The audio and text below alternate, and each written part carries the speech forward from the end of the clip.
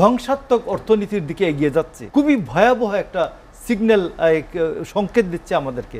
এটা আমরা কেউ নজর দিচ্ছে না।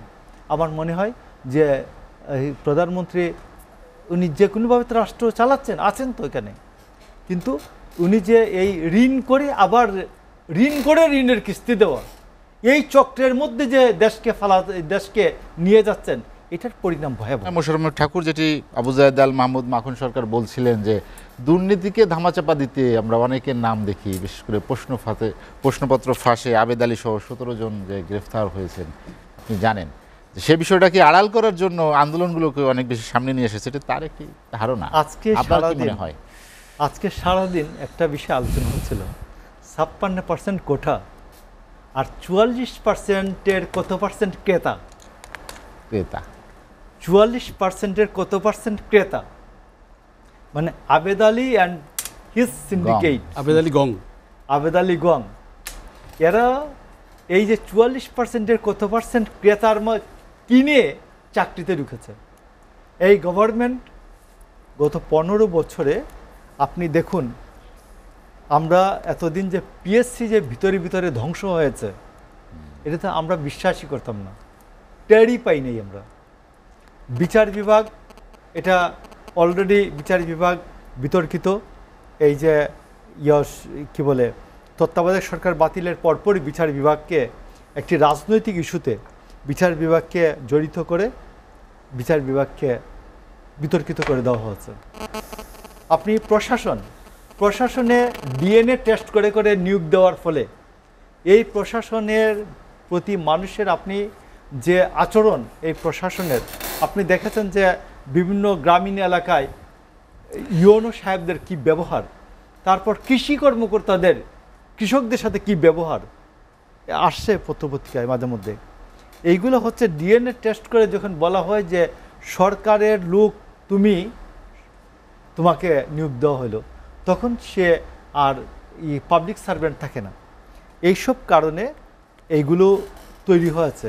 বিচার বিভাগ ধ্বংস, প্রশাসন ধ্বংস, আপনি পিএসসি ধ্বংস। আপনি মতিউর শুনলাম, মতিউর নাকি আমাদের শ্যামল দত্ত, সেই দিন শ্যামল দত্তই তো প্রেস ক্লাবের সেক্রেটারি, উনি বললেন যে একটা টক শোতে যে এই ভদ্রলোক নাকি প্রায়ই শ্যামল দত্তকে এই আখিরাতের ফলাফল সম্বন্ধে খালি বার্তা পাঠাতেন, বয়ান দিতেন। সেই মতিউর যে এইরকম একটি কাণ্ডে জড়িত, এটা কি আমরা কেউ বিশ্বাস করেছে? বেনজির বলেছে দুর্নীতিবাজদেরকে আমরা 7 ফুট মাটির তল থেকে নিয়ে গর্ত খুঁড়ে নিয়ে আসবো, তুলে নিয়ে আসবো, গর্ত থেকে তুলে নিয়ে আসবে। তো উনি যে এই পরিমাণ ধ্বংস হয়েছেন, যে লোকটা আমাদের কি বলে মেট্রোপলিটন কমিশনার ছিলেন, র্যাবের ডিজি ছিলেন, তারপরে উনি আইজিপি হয়েছেন, সেই লোকটাকে ধাপে ধাপে ধাপে ধাপে সরকার বিকশিত করেছে এইরকম একটা দুর্নীতি, এবং তার সমস্ত সম্পত্তি অর্জন হলো 2014 থেকে 21-এর মধ্যে। 7টা পাসপোর্ট ব্যবহার করছে 14 থেকে 21-এর মধ্যে, এবং প্রধানমন্ত্রীর এলাকায় সে সম্পত্তি অর্জন করছে, সংখ্যালঘুদের, যেগুলো বড় বড় আর কি, এর আগেও তিনি সম্পদ করেছেন।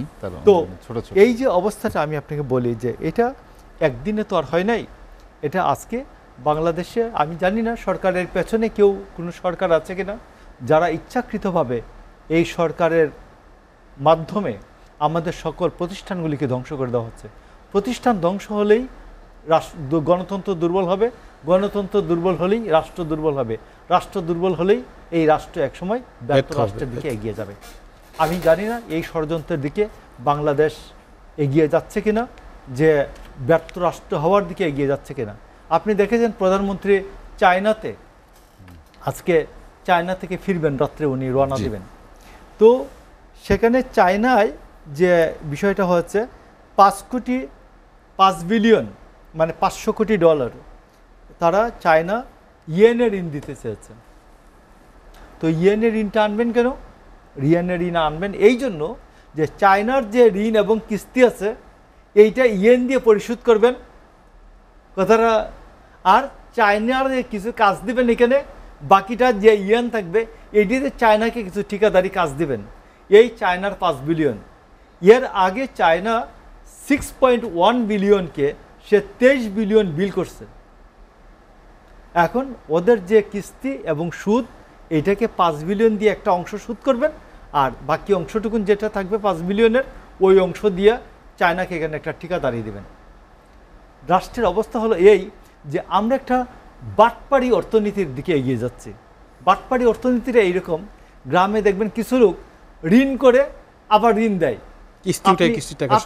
আপনি পান, ওর কাছে ঋণ পান, ও বলে যে ভাই আমাকে আর কিছু টাকা ঋণ দেন, তো আপনার আগেরটা ঋণ দিয়ে দেয়, দেখবেন আগের ঋণ দিয়ে দিল, আবার নতুন করে ঋণ হলো।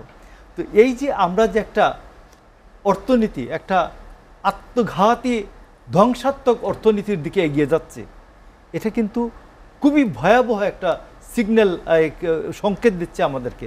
এটা আমরা কেউ নজর দিচ্ছে না।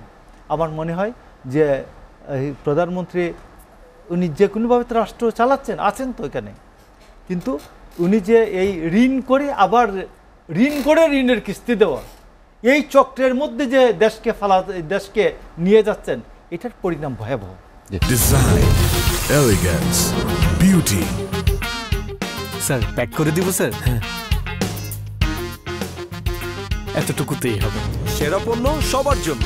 মোশাররফ আহমেদ ঠাকুর, আমরা যেটি নিয়ে আলোচনা করছিলাম কোটা আন্দোলন, যেটির সমাধান আমরা, আপনি বলছেন যে সবকিছুই রাজপথে হতে চায়। আমি এই জায়গাটাই আসছি। রাজনৈতিক কোনো ইস্যু আছে কি? অবশ্যই আসছি, আমি এই জায়গাটায় আসি। আমাদের ভাই সালাউদ্দিন সুন্দর মানুষ, খুব সুন্দর করে বলেন, মাহমুদ সালাউদ্দিন চৌধুরী। তো মাহমুদ সালাউদ্দিন চৌধুরী, আমি 7 জন আইজিপির নাম বলি 2001 থেকে 7 পর্যন্ত। আশরাফুল হুদা, মুদাব্বির চৌধুরী, হাদিস উদ্দিন, শহীদুল হক, আব্দুল কাইয়ুম, আনোয়ারুল ইকবাল, খুদাবক্স চৌধুরী। শহীদুল ইকবালও ছিল।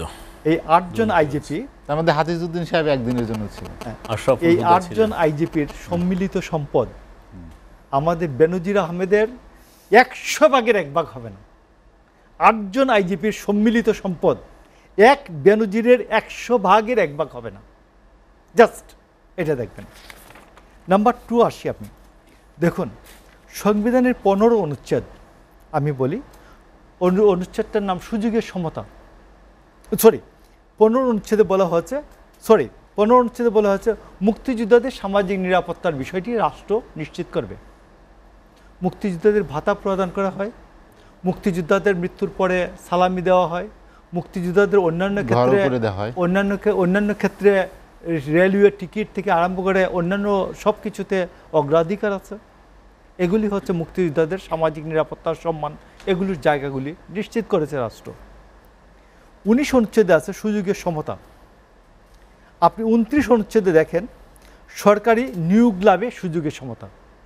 কোনো নারী পুরুষ ধর্ম বর্ণ নির্বিশেষে কোনো ক্ষেত্রেই বৈষম্য প্রদর্শন করতে পারবে না রাষ্ট্র। আর 28-এর 4 অনুচ্ছেদটা হচ্ছে ব্যতিক্রম। বলা হয়েছে নারী বা শিশুদের অনুকূলে কিংবা অনগ্রসর নাগরিকদের অগ্রগতির জন্য বিশেষ বিধান প্রণয়নে সংবিধান রাষ্ট্রকে নিবৃত্ত করবে না। তাইলে কোথাওই রাষ্ট্রকে বলে নাই যে তুমি এদের জন্য নারী বা শিশুর অনুকূলে অতি অবশ্যই তুমি কোটা প্রণয়ন করবে।